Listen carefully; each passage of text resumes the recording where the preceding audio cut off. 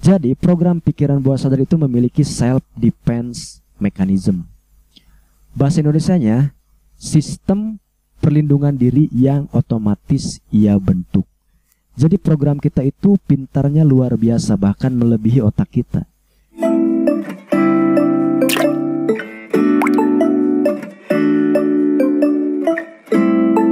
Cek 1, 2, 3. Oke, selamat datang kembali di channel Spirit Halu, Cap Spirit Beyond of Hallucination.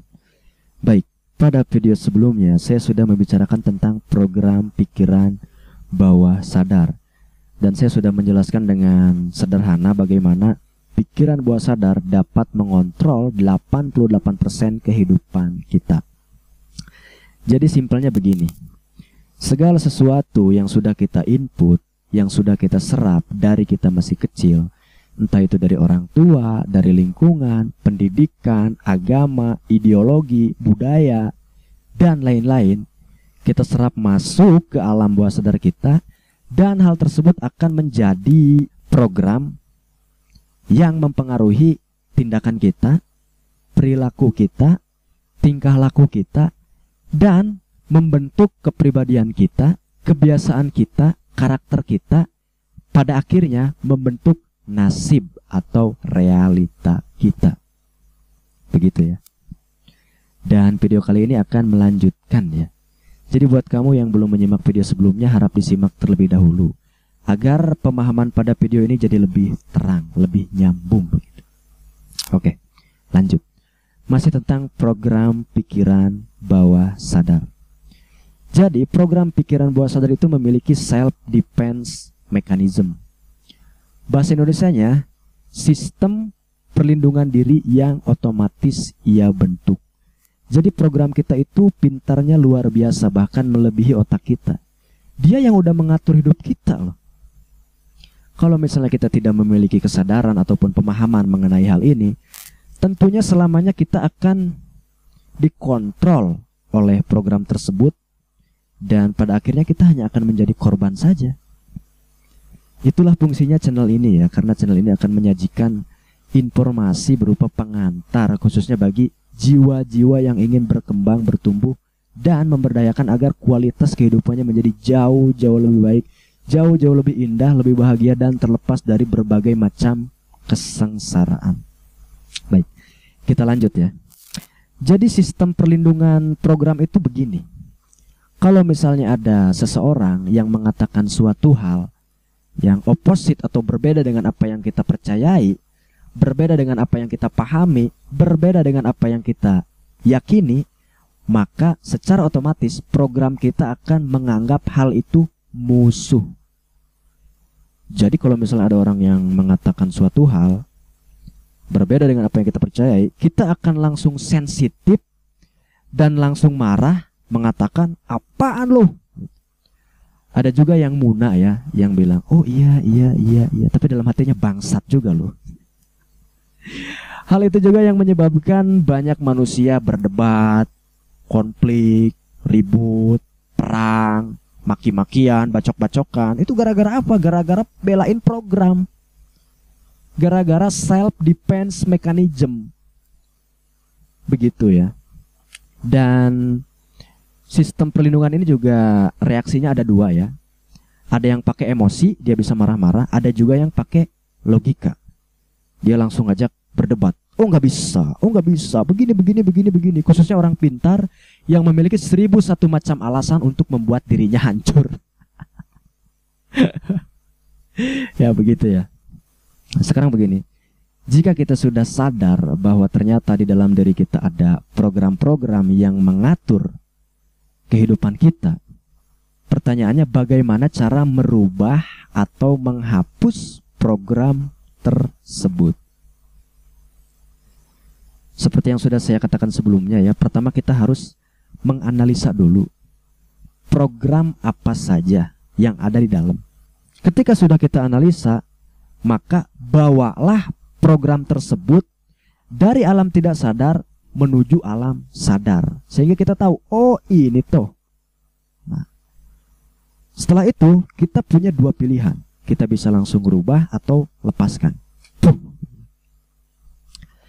Dan perlu diketahui juga ya bahwa pikiran itu kan terbagi dua ya. Ada pikiran sadar dan pikiran bawah sadar.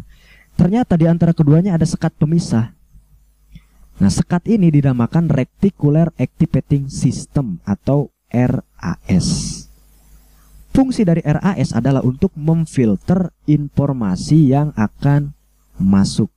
Difilter dulu. Jadi ibaratnya di pos penjagaan itu ada satpamnya, ada pasapam yang berjaga-jaga. Nah, dia tugasnya memfilter atau memeriksa. Jika ada informasi yang masuk, maka akan dianalisa dulu, dicocokkan dengan data yang sudah ada di dalam. Jika terdapat kecocokan, maka informasi tersebut akan dipersilakan masuk.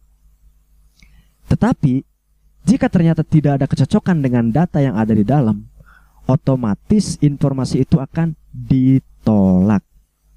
Kalau dipaksakan masuk, maka hal itu akan dihajar oleh Bapak Satpam sampai bonyok, sampai babak belur, dan akhirnya jadi lemes dan menjadi bahan cibiran saja. Begitu. Jadi ternyata tidak begitu mudah juga ya untuk mengganti program ini ya, karena ada yang jaga gitu.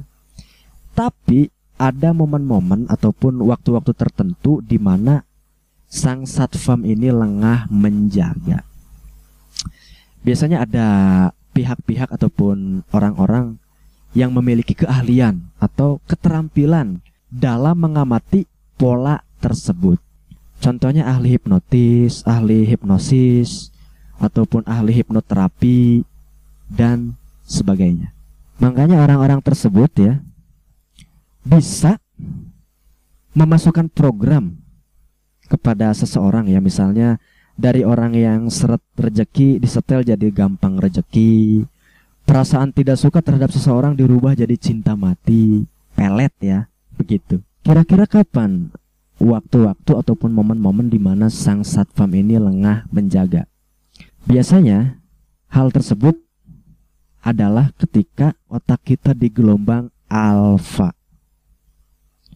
Makanya banyak yang mengatakan bahwa gelombang alfa itu adalah portal ataupun gerbang masuk antara pikiran sadar dan pikiran bawah sadar.